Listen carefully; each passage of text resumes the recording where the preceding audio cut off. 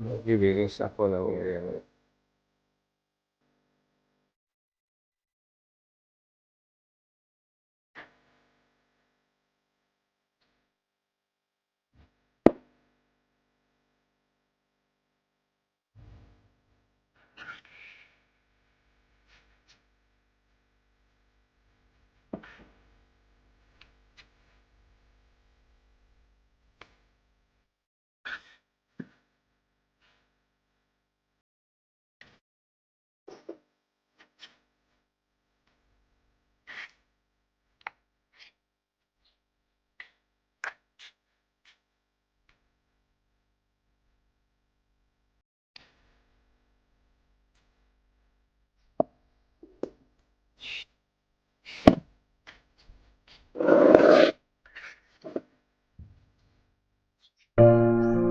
Good day everyone. Today nandito ako ngayon sa old na tawag natin na pump na pit sale in our dialect. So this pit sale is na-renovate ito back to 1983. Then kung mapapansin dito is this is a deep well back to 1931. Tapos inaayos namin by 1983. Kung mapapansin niyo dito sa paligid, may flat o malaki na yung simento. Ginagawa ko ito because yung nag-start yung aking anak maglaro ng archery, then we're shooting over there. Ginawa ko itong platform and preparation niya sa paglaro niya doon sa Singapore. So back naman tayo sa ating pit sale. Kaya ko linilinisan ito, iayos ko kasi gusto ko namang i-preserve itong mga parang like sinusunod natin sa ating mga ninuno, because this is a deep well. Then naisipan namin back to 1983 na isira ito, tinlagyan ito ng pit sale na pump because at this delikado, because sa panahon na back to 1930s 1940s wala pang mga pump noon, isa usually deep well ang ginagamit. So ang lalim laman nito is around 20 feet, then nagkaroon ng tubig. So kaya ngayon nandito ako sa area na ito para ma-share ko naman na may ganito rin kami na parang matawag nating antique. So mag-umpisa ako maglinis dito, tapos after malinis ko na ito is balik ko na itong mga halaman ko.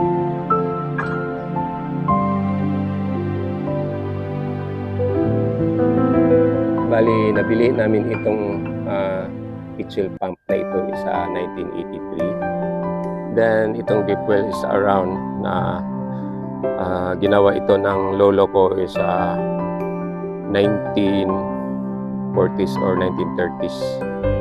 So yung panahon ng digmaan between Japanese and Philippine guerrillas, hindi ito nagamit for how many years because linagyan.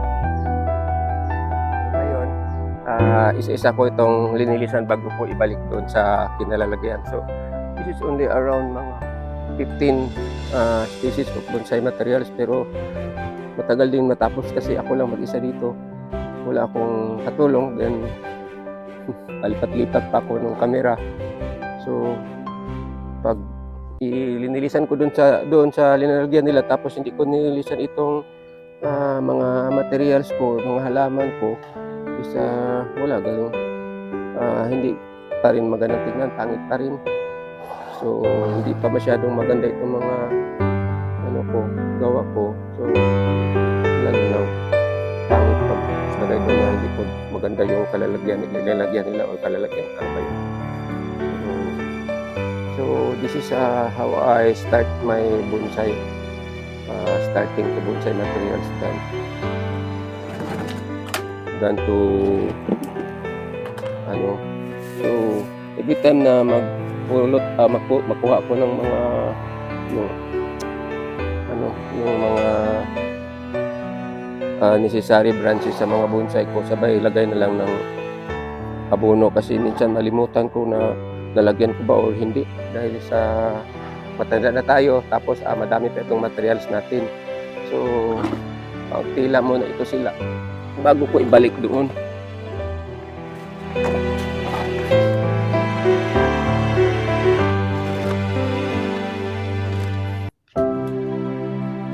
So itong mga ano ko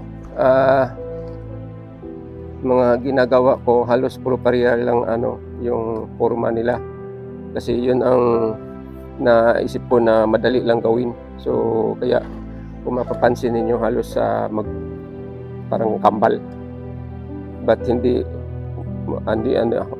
talaga katulad or same yung itsura ko sa hindi magaya natin yung kung anong itsura masusunod natin yung iba pa. So once again, pasensya na kayo sa Tagalog ko. Di man ako pure Tagalog di man ako taga Manila or from part of Luzon na Tagalog yung lengguwahe nila. So we're from the province of Visayas, so ibang namin dito dialect. Pwede naman po ko mag-Binisaya kaya lang yung part of Luzon mahirapan makaintindi. May mga part of Luzon naman na makaintindi ng Bisaya pero hindi lahat. So that's why I'm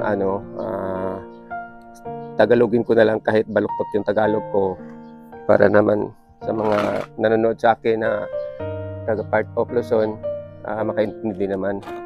So kuha pa tayo.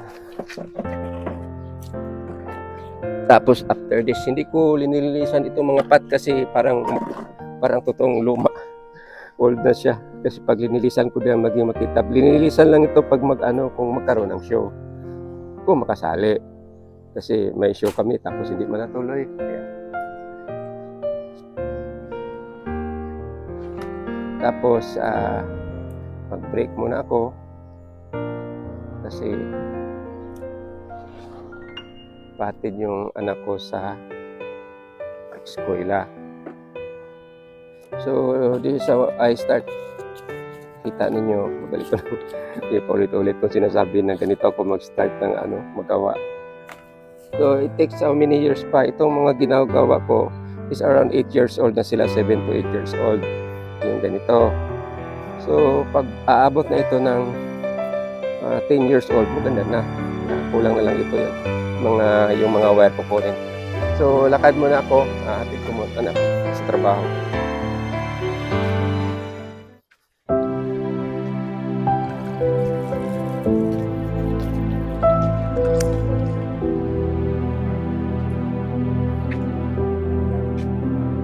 So natapos ko na nalinisan itong aking maliit na or mini bonsai garden ditong banda sa harap ng aming bahay. So tinitinigan ko na lang ng So just imagine this kaunti lang itong mga halaman dito sa harap but it took me around 4 hours or 3 hours to clean it up. So just nag-start ako mga around 7 o'clock, ngayon mag 12:30 na. So dahil lang dito sa what we call this one here, the luma na bumba. Ito ang inaano ko para ma-preserve naman ito. Mayroon naman kami itong kahit counting antique. So, itong pagdinig ko for this, because it already know na it will be a partial para naman makatikim sila. So, malinis na ng kaunti.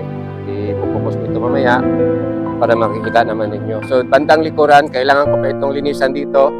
Ang dami pang dumi, so hindi ko na makakailangan. I need to pahuway muna para maka-edit na naman tayo. So ipakita ko sa inyo focus ito na dinigan ko siya. Yan.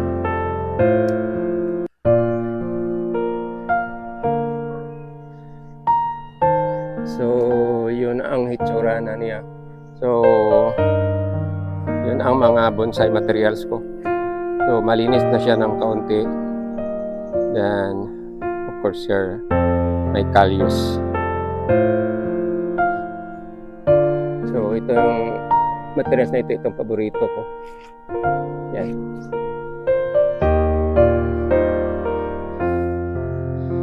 So ito lang ang masishare ko for this day. Ang pag-arrange ko at saka pag-revive ko sa aming antique or old na tumba na pitsil. So again, ito lang masishare ko. Maraming salamat sa panonood. God bless you all. Thank you for watching.